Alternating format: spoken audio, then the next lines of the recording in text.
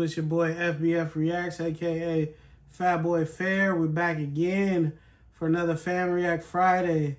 You guys have been really liking the Bill Burr content. You guys have been really watching, supporting, liking, commenting. So I'm gonna keep doing them as long as you guys keep supporting and want to see them. Today we're gonna be reacting to Bill Burr. Black friends clothes in Harlem. So I have no idea what that means, but we're gonna figure it out. So let's go. Let me start the screen recording.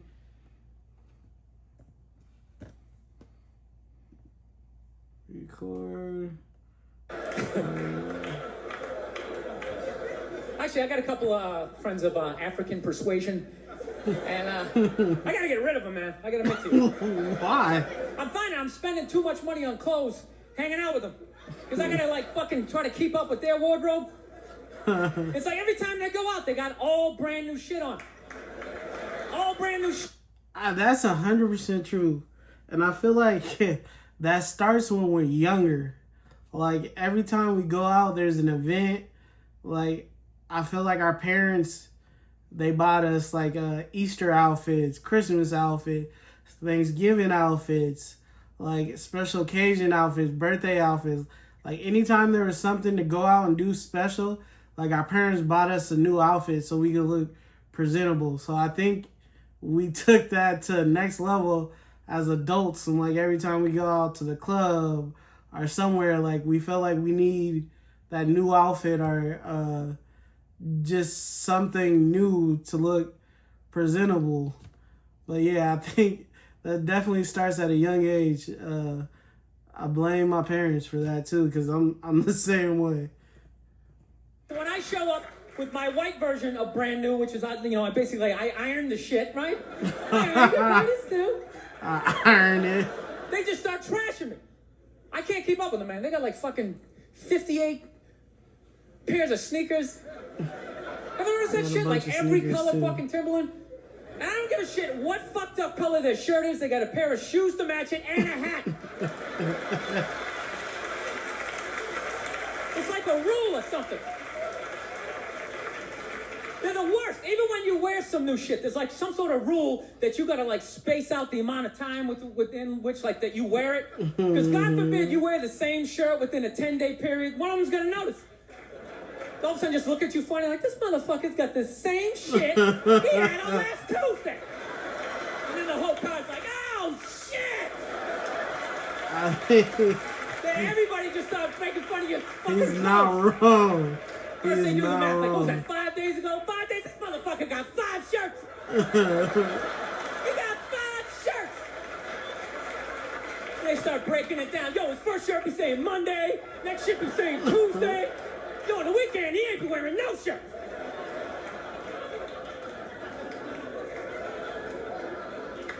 I'll tell you, it's actually funny. You know what? That's actually how I judge black guys now. When I first came to the city, like, all black people scared me. No, I was like the typical white dude from like the suburbs, you know what I mean? I had no frame of reference, you know? So my only frame of reference with black people was like, remember those early 90s gangster rap videos? Throw the fucking LA riots in there, man. It was fucking horrible PR. I'm watching the videos, so he's got nice cars, he's got all the women, and he's still fucking mad. These black dudes are never happy. But after 10 years of living in the city, this is how I narrow it down. Whether black dude scares me or not. Black dudes with dirty sneakers scare the fucking shit out of me. No. I figured out in my head, because I know from hanging out with them, that's the last shit that they're... That black Air Force or dirty Air Force mentality right there. Let go, the immediate shit that they have on. So I think, you know, if his sneakers are fucked up, that means his life is fucked up. Every time he leaves his building, the whole neighborhood, oh, shit! Everyone starts making fun of him. Oh, shit. He's on the train in a bad mood. I kind of have Ronnie done left the house. Oh, shit. That was hilarious. I'm not saying something's going to happen. I'm just saying. I'm paying attention. So I've been seeing this girl recently. This black girl, right? She lives up in Harlem, you know. Gone out like 3-4 times, you know. First time we hung out in like the Village area in New York, you know, which is sort of like a racially mixed area. So shit was cool, you know what I mean? Second time we hung out was more like Midtown, you know? Then the third time, she called me at like 3:30 in the morning, and she wanted me to come up to her apartment, right? So it's 3:30 in the morning, she lives in Harlem, I look how I look, so it's a fucking situation. Yeah, because you know the deal, right? Basically, a white dude feels comfortable up to about like 98th, 99th Street, you know what I'm saying? The second the streets start getting into like triple digits, like 100, 101st Street, start getting like a little asthma, I'm like, yeah, fuck, it's starting to get a little high up here. You feel that little tightness in your chest? Can you feel that? 106th Street, you're like leaning on shit, like, dude, where'd all the cabs go? How come there's no taxis up here? Dude, what's a bodega? I don't know what that is. Let's get the fuck out of here. So I'm praying to God she's going to tell me to take the subway, get off at like 105th Street, 103rd, you know, which is like the first stop in Harlem where I can still look over my shoulder and see like all the white people like disappearing over the horizon, you know? But she goes, no, man, you want to get on the Uptown 2-3 train, you want to get off at 125th Street. I'm like, God, fuck, 125th Street. Jesus Christ, that's like right in the middle of everything. I'm going to be surrounded on all four sides. I can't fucking do this. So, at this point, I'm really trying to hide like the bitchy tone that's starting to creep into my voice, you know? And I'm trying to ask for really specific directions for when I get up there, because I want to know exactly where I'm going. So she starts naming the streets I have to go down, and every other street up there is named after like a black leader, you know? She's like, make a left on Adam Clayton, take a right on Frederick Douglass. I'm like, God, fuck Adam Clayton. Yo, dude, go on the internet, look up Adam Clayton.